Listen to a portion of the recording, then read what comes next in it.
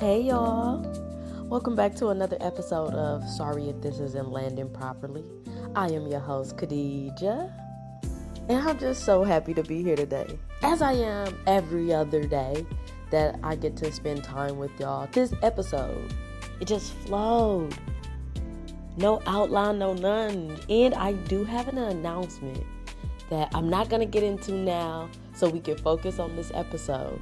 But stick around, because I got some news to share with y'all. All right, let's get into it.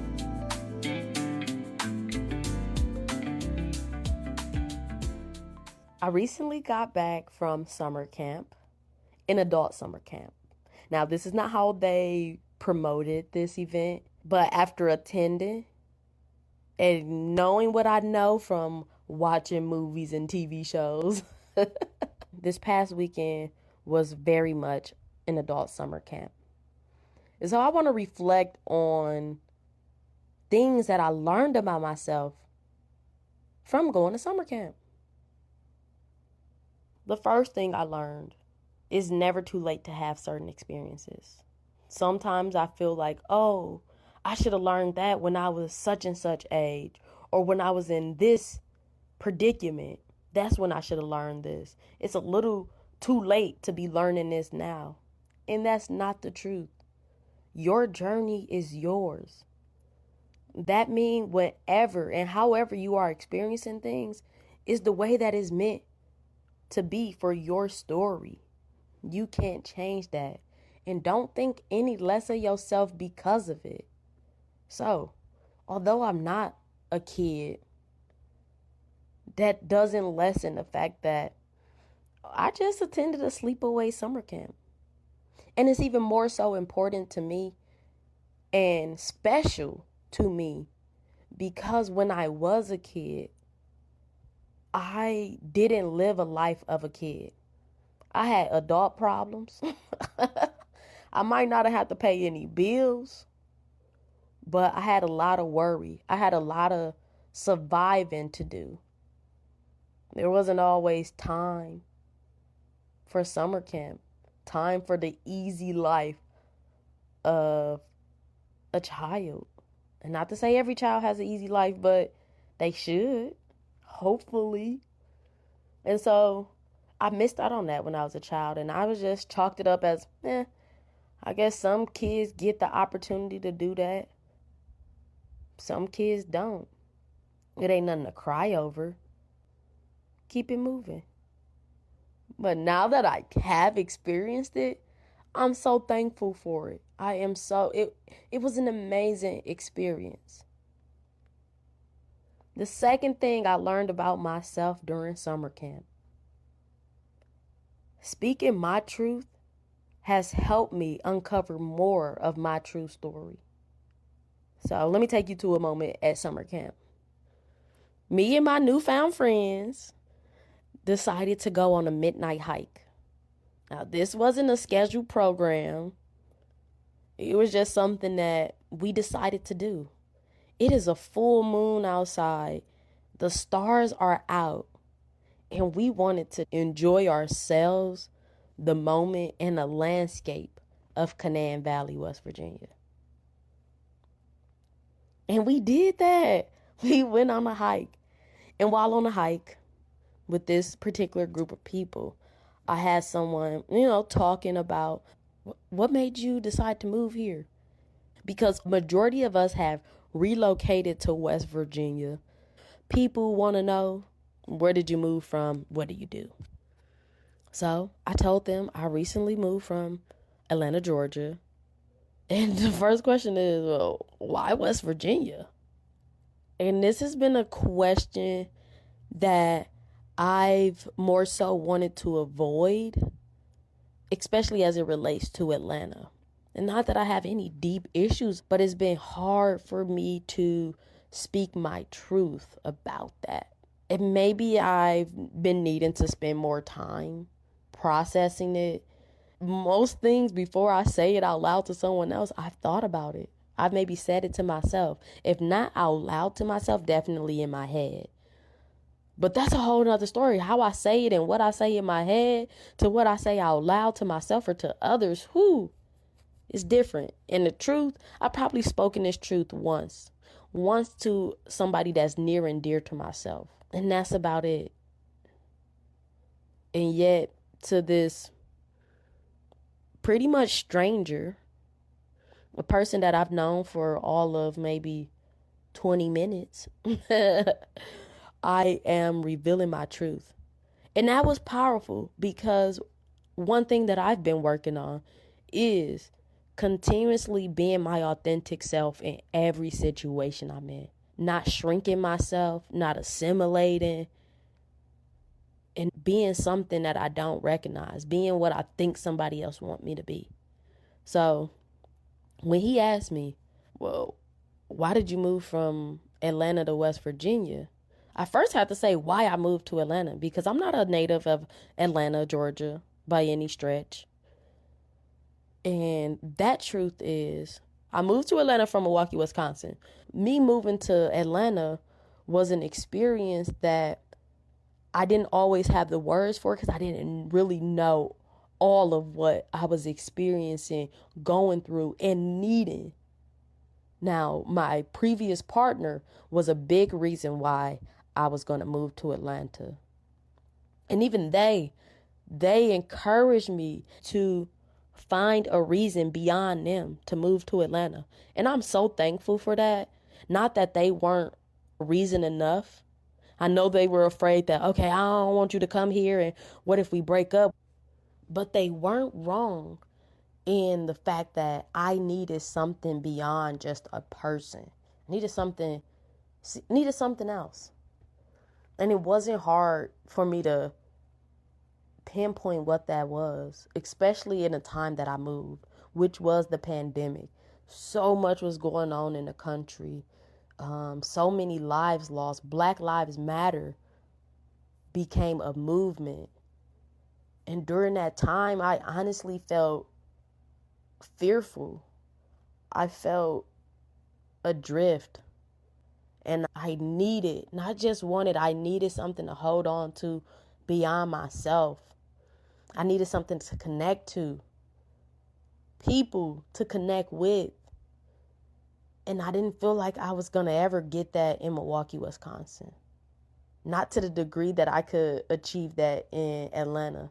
And what I was really seeking out was blackness, being around black people.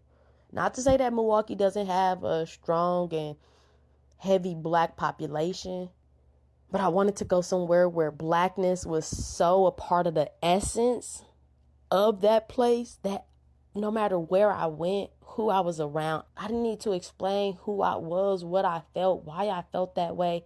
I just wanted to feel embraced, even if we didn't know each other. And I got that. I did. It felt good to go in places and always be the majority. Although the Starbucks that I worked at was predominantly white, which was crazy to me, but I guess the white and the queerness kind of balanced out, and I was cool with that. But nevertheless, my reasoning for moving to Atlanta was to feel closer to people. And so, of course, me sharing that now, sharing that with those folks, they're like, whoa, then how did you end up in West Virginia? I realized in that moment that when I felt like what I needed was blackness, which it was to a degree what I wanted, what I needed. The truth beyond what I could see was that community support was what I was searching for. And yes, sometimes it seemed that the easiest way to go about that was to use my physical appearance to connect with somebody on a level that was easy for me to visually identify. I don't have to ask you if you connect with me on such and such. I can tell by the color of your skin that you my people. And to some degree, you gonna know what I'm talking about. You gonna know what I'm experiencing and going through. But beyond that, it was just community. I'm looking to connect with people.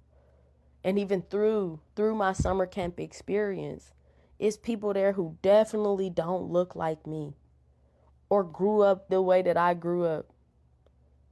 But it's still people who have experienced some similar things I've experienced. People who didn't grow up with their parents. People who went into AmeriCorps and did a year of service, whose main value in life is to be of service to others. It's people that I would connect with from all walks of life, all shapes and sizes that I will find commonality with. And that just won't stop because I stay in a place that's predominantly black. That'll happen in the rolling hills of Canaan Valley, West Virginia, under the moonlight sky at midnight. So what I thought was my truth and my only truth, that I moved to Atlanta to be around black people, that is true because at the time that is what I was searching for. But what I didn't realize is that community comes in all places. And I guess that's why I am so big into volunteering and sharing parts of myself and my time with others in different places, because you never know where you're going to find that commonality with someone. So while laying in the fields of Canaan Valley under the shine and brightness of the full moon, I met new people. I heard their story, and I saw myself reflected in some of the words they spoke. And I recognized that I'm thankful for the experiences that brought me here to this point, the ability to share my truth, to speak it out loud, and the uncovering of more of me, more of my experiences, and being able to authentically walk in my own shoes, because they've been to far places, beautiful places, and I wouldn't have it any other way. Another thing that I learned about myself during summer camp, I want to be a person that speaks up. Now, I won't say that summer camp is the only place that I recognize this. There's been a few instances in my life where things have happened and I didn't speak up as loudly as I should have and that I wanted to. I want to be a person that speaks up, to call someone out and sit in the uncomfortability and be okay with that, knowing that I am not going to let someone's actions be accepted. There was a moment during summer camp, literally the only F plus, F minus. What's worse, a F plus? That means you're on your way to a D, so a F minus. Experience that I had at summer camp was this guy who initially it seemed okay. Meeting him, we had a little conversation. Introductions were had. It was okay. Later on that night, as maybe the drinks are flowing more, I'm not sure, but this person wanted to interact with me again. Me being a polite person that I am, I'm indulging. I don't really care to, but hey, we're all having a good time, right? And this is after my midnight hike, after having this profound experience that I'm still mentally processing. So this person is kind of being a bit much. Everybody else is pretty chill. This person is heightened voice, very boisterous. They decide that they want to rap or rhyme. And again, based on my previous learnings, you can maybe surmise that this person is not black. I'm not saying that non-black people can't rap, but not everybody should. And this person is more so, I don't know. I can't speak for them. But from my experience, it's doing too much. That's the only way to summarize what happened. They're doing too much. And they're rapping and talking about me to me, or at least bringing my name up. And that was the whole reason that they wanted to rap, because they were talking to me. And they start to say, ninja, ninja, ninja, ginger, some. Now, for those of y'all who don't know, maybe Urban Dictionary 2025, ninja is definitely shorthand politically acceptable for nigga. But maybe there's other terminology. I mean, other ways to use ninja. I mean, obviously a real ninja. But Urban Dictionary, ninja equal nigga, easiest way to say it. Now I'm thinking that I'm like, oh, maybe this person not thinking it. Don't get too caught up in that. But it is continuing on, and then someone make a comment like, "Oh, you like gingers?" Like, yeah, I dated a lot of them. My ex was a ginger, so now I'm like, okay, if we definitely know ginger to be a redhead, and that's who you dated, what are we surmising ninja is code for? What he said didn't really upset me as a person because you don't know me. Therefore, nothing you say really should affect me to that degree. It was more so at one point as me and everyone else around the bonfire is silent. He literally looks at me and says, "Sorry, did I make you uncomfortable?" All I do is, "Hey, y'all, I'ma just go to bed. I'ma call it a night. It's already 1 in the morning. We gotta get up early. I'm done." I didn't like that about myself. Now, I understand there's a time and a place for things, and sometimes you have to ensure that you're being safe when you do certain things, especially as a female body person. Understandable. But I'm upset with myself that I didn't call him out or question what he was saying and why he was saying it. Not that I care, because I'm pretty sure it's probably white people who have called me a nigga. Not to my face, but maybe about me. And I can't change that because one, I am. But I don't know. I feel like not speaking up or saying that, yeah, that made me uncomfortable. Not being confrontational about it gives him permission to continuously act like that and be that type of person. And I'm sure it'd have been people who backed me up. And not that that is the point or needed, because I don't think I would have been defensive about it, but inquiring. Almost like, put your cards out on the table, bro. Say what you mean to say. I really don't know what I would have said in that moment, but I know it didn't sit with me well that I didn't say anything. There are some things that are inherently wrong to say, and those things need to be called out. Those people need to be called out, and it's people that I believe are brave every day.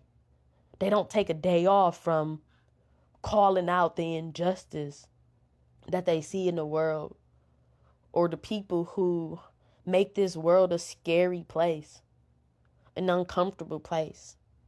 And I want to be more of that. And maybe that's the Kuh-Dee-Juh, the past me that didn't speak up in situations where I should have, where I could have made a difference, where I know I would have.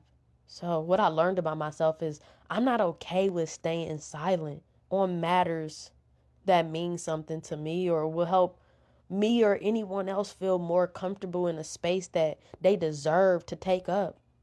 I shouldn't have to scurry away to my room because, yes, it was uncomfortable. And no, I didn't want to stay there.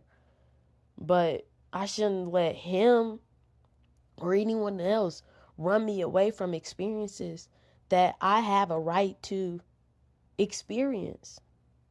And who knows? If that didn't happen, I probably would have stayed out there joking and laughing with everybody until the wee hours of the morning.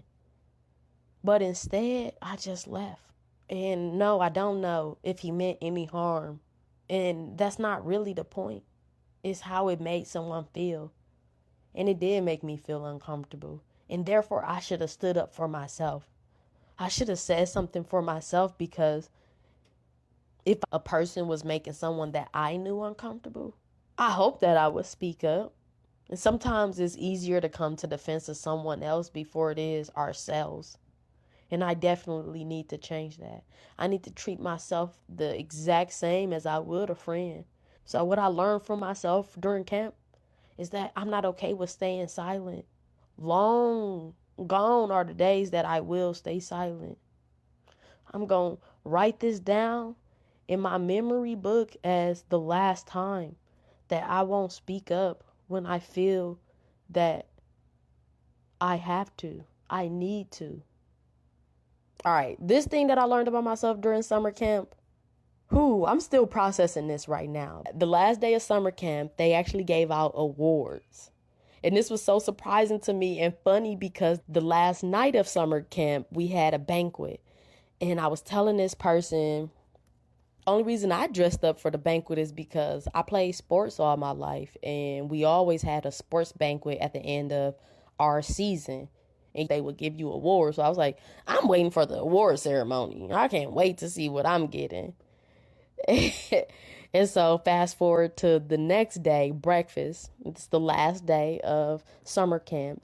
And they're like, we're giving out the superlatives. And lo and behold, your boy won an award. Not just any award. I was awarded the Confetti Master. And this award was given to me based on the fact that, in their words, I was the person always exemplifying good energy, always being able to bring good vibes to the weekend as well as home-based events. Meaning my home-based coordinator as well as people at summer camp saw me as someone that shifted the energy and culture of a workshop, an event, or just a given space. And that's impactful. To be shouted out makes me feel like I am who I say I am and what I've known about myself. Sometimes I've pushed it away. I didn't want that responsibility, that weight, that job, that title. But it's something that's innately within me that I'm able to do even when I'm not thinking about it, even when I'm not trying to do that. I'm just a person that makes other people feel comfortable and sometimes help them have a good time. So yes, I was awarded Confetti Master, which was shocking and beautiful all at the same time. So anywho, fast forward. I'm telling this person about my experience at summer camp. And they're just like, Kuh-Dee-Juh, why are you always acting like you're not an extrovert? You have extroverted tendencies. I think like anything, there's a spectrum to it. So will I say me, myself, I am a person that likes to spend time alone. I do like to be in company of others, not just anybody, but the right others. I am a person that is reflective. I'm a person that's introspective. Being that is my default setting, being by myself and with myself is a space that I would prefer because it provides me more time to be introspective. When you're with other people, you are required to some degree to interact with them. I also know that there's this part of me that is quick to make a joke, quick to make others laugh and feel comfortable. Even if I'm not seeking them out, people tend to gravitate towards me. So it's not that I don't think I'm an extrovert. What I learned from summer camp is that this was my first time experiencing my extroverted tendencies while being me fully, not thinking about, am I making someone else comfortable? Do they feel okay? Thinking about other people or trying to please someone else. I was truly me. When I first got there, I committed to being me and ensuring that I was going to have a good experience. I didn't really set out to make friends, to build lasting bonds with people. I didn't really know what to expect of the experience. I already had my weekend planned for me based on the workshops I had signed up for. Everything else was a surprise waiting to unfold. And so my extroverted tendencies, in different phases of my life, people know me to be goofy, always making people laugh, maybe being the center of attention. I remember being in college and being the glue to some of my friend groups. Like, if Kuh-Dee-Juh going out, okay, that solidifies the rest of the puzzle pieces together. This group and this group wouldn't hang out without me being there. When I'm there, it feels like a natural flow, but it wouldn't have happened without me. And that's not to say I'm the end all be all, but that is just the role I played. I was also a RA. So making sure people felt comfortable and connected, finding ways to bring out and share the commonalities of one another so that we can learn that we're not so different.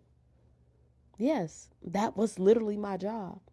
I played sports for majority of my life, and it was hard for me to handle at certain points, and my coaches telling me that you dictate the energy and flow of the team. 16, 17-year-old me was like, who you talk me? They their own person. I don't control them. So if I'm having a bad day, why does that matter to the team? What you saying that I can't have a bad day because that's going to mess up the flow of the team? That felt like a burden to me. That felt like a task, a weight too heavy for my little shoulders to hold. I didn't want to be responsible for everybody else. They need to figure out their own stuff. Don't be looking at me. But we can't deny the things that's innately about us. And me at this grown old age, I'm finally recognizing that. It's just like being an older sibling. You didn't ask to be the older sibling. That's just how the order of kids worked. And that's where you landed in a group. And for good or for bad, you gonna learn. You gonna learn. So the weight of this responsibility felt heavy as a child, as a teenager. I didn't really know how to carry it. When I got into college, a young adult, I wasn't always setting out to be that. In some cases I was, again, as a RA. I set out to make people feel comfortable and connected. But during those phases and moments in life, I was also doing it to keep the spotlight off of me, which sounds crazy because me being the jokester of the group directly put the spotlight on me. But in a way, I was so extroverted and exuberant because I didn't want to talk about myself. So, one, I was easy to make a joke, make someone laugh, or to simply get them to talk about themselves because I didn't want you to ask me about myself, about my past, about who I am, because I don't have answers to that. And answers that I do have, I'm so ashamed about that I will melt right here if I have to answer that question. So I use my extroverted tendencies as a way to deflect away from me, to hide myself, to mask the hurt, the pain, the confusion that I felt in life. So being at summer camp was the first time in recent history that I can easily recall being in a space that I'm genuinely being me, authentically me. And not only are people gravitating towards me, but I'm seen, and I do feel as an extrovert. As I was receiving the award, again, shocking. I'm sitting at the table jabbering away to my new friends. Us a little sad that we are ending this 72 hours of all day, every day being together. So I'm not even listening fully as they are announcing the award. So when they said my name, I was shocked. We're in the breakfast room. People are eating their meals. The same breakfast room that a day before I was nervous walking in because my friend that I came with We did not walk into the breakfast room together. And I'm like, where am I going to sit? What am I going to say if a person start talking to me? How to keep a conversation going? Like, these are things that I still worry about and I deal with. But I told myself I'm not going to shy away from it. And sometimes just show up and listen. Maybe you don't have to be the one to talk. Maybe you will ask a question and another person will carry the entire conversation. And did. But anyway, now I'm in the same breakfast room, walking up to the stage to receive my award. And you want to know what I did?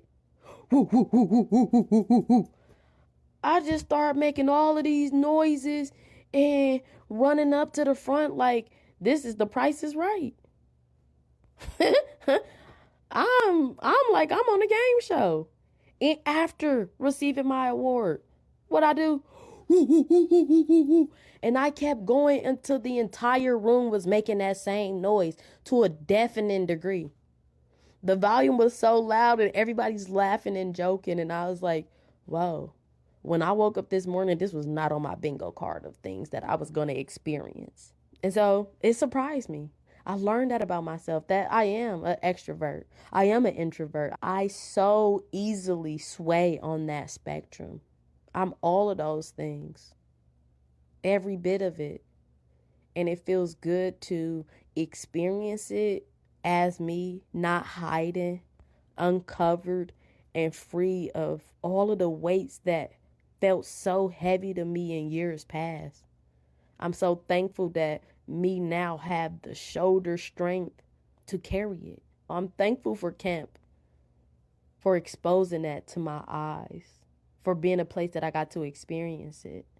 All right, the last thing that I'll say I learned about myself while at camp is you don't have to avoid uncomfortable conversation, especially when it's with someone that is close to you, that you care about, that is a friend or a family member. What I think in my head is sometimes worse and more animated and severe than what happens in all actuality. So at the start of summer camp, I had a text message conversation with a coach or a captain of a kickball team from a league that I'm a part of. And the team that I play for is actually the team that my friend and also roommate at summer camp is a part of. So we play for the same team. They actually invited me to play kickball with their team. This other person is from a different team, and I had the opportunity to play with them for a kickball tournament. And from that experience, the coach has been recruiting me to play for their team. That sounds very much D1 athlete. Hey, you want to play for our team? We'd love to have you on our team. We had a good time. And let me tell you, when I was with that team, I had an amazing time with them. It felt so natural. I was so giddy, and I loved everything about the experience that really had me weighing the options. But one, this friend has been so good to me, so welcoming. They were literally the first friend I made when I moved here, have opened up other aspects of their life to welcome me in, which can be hard sometimes. Like, you don't really know me and you invited me to join your kickball team. What if we didn't work out as friends? What if we didn't get along? You know, that's a risk. That's a risk to invite somebody into so many aspects of your life. And they did. And so I wanted to stay loyal to them and to my team with them. And with me being a person that is always sitting with myself and the decisions I make to ensure that I'm not running away or always just seeking out the next best thing, you know, grass is greener type. I really had to sit with this. So this coach is waiting for a response. It's been weeks since I've said anything to them, and they are constantly messaging me. And I knew that I did want to play with this team. They just kind of exemplify a lot of the qualities I like and I seek out through playing team sports. So it was hard, but I thought about my Malaysia for Wiley from South Carolina. Like, This is a D1 athlete, homegrown, stayed in your home state, literally minutes away from where you grew up. You go to college for one of the greatest coaches of college women's basketball. You decide to leave that environment, not only transfer, but transfer to a rival of your previous or current school. To do that in such a public manner and to navigate that, if this 19, 20-year-old can do that, then I can have enough courage to tell my friend and the team. So honestly, that's what I thought about. And even though I thought that, I still had to phone my mama and be like, yo, what should I do? What should I do? I think I kind of wanted her to tell me exactly what I wanted to hear. But also, she's not that person. She's not just going to tell me what I want to hear. She's going to give it to me and help me see it from a perspective outside of myself. And she was like, it sounds like you know. But she told me anyway, like, go to the other team. But tell your friend how you feel about it.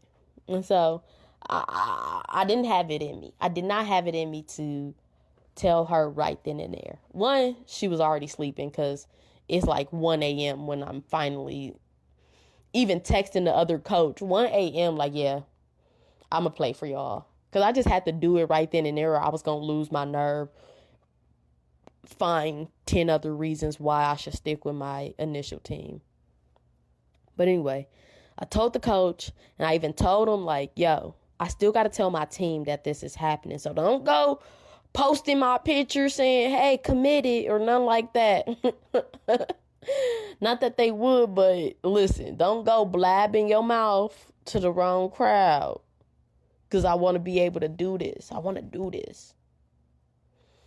And it was important to me, not just because of this friend, but because of even previous situations, me deciding to move to West Virginia. I was so nervous and afraid and, oh my gosh, I was sick to my stomach when I thought about needing to tell the people in Atlanta that I was moving. Some of the people that I cared about, that I got close with.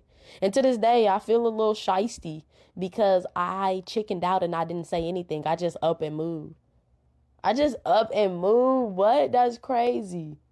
Now, some people, they know now. Them responding to, commenting on my picture like, hey, where you at? What lake you on? A lake that's not in Georgia. So I said, I got to tell this friend. But I don't have to do it now. I don't even have to do it tomorrow. But I will say I'm going to need to do it before I step my black ass back in my house at the end of the weekend. So me always trying to plan the perfect time to say something and do something as if life not going to throw me curveballs. But in this case, it worked out.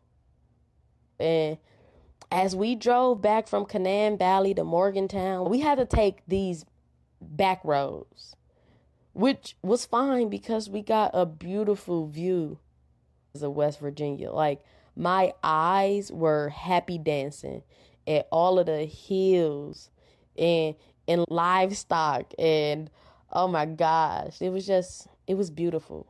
But once we hit that highway right outside of Morgantown, I'm like, you got about 7 minutes till you go to your house. You gotta say something. And I'm nervous, like, you ungrateful. How you decide to come on our team after I offered you a spot on our team to just leave when something better come along? Like, in my head, I done thought about every scenario of how she gonna react. And yeah, when I eventually told her, as we right down the street from my house, I was nervous talking, like, I kickball and I'm gonna play for this other team. But she was just like, oh, okay, that's cool, like, happy for me, happy that I'm finding something that is fitting for me. And maybe she felt other things that she didn't express, but honestly, I'm thankful for her, the initial offer to play in the league, for the kindness that she showed me as I shared that with her, and maybe she didn't recognize or know how difficult and nerve-wracking it was to share that, to say that. But I'm thankful for the understanding and the encouragement for me to continue to seek out the things that will make me feel good for me, And it probably helped that she expressed that she probably wasn't going to play this upcoming season. And therefore, it wouldn't really be like we're not playing on the same team because she won't be there. It's not a heavy topic. It's not something that's life or death. But I recognize that I'm a person that will avoid uncomfortable situations once I share with them a decision that I've made, or a way that I feel, or simply my truth. Even though I'm nervous to do that and sometimes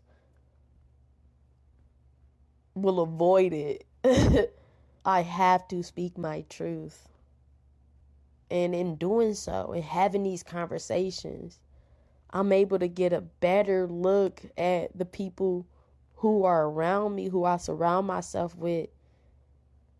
And I can honestly say this is a person who's for me. You know what I'm saying? In the sense of like, if they matter to you, they won't mind. But if they mind some of the things that you do in the way that you have to move through life for you, then maybe they shouldn't matter to you. And so it was the perfect way to end my summer camp experience by telling a friend something that I was a little nervous to talk about, to share. But I did it anyway. And it put a nice bow on my weekend.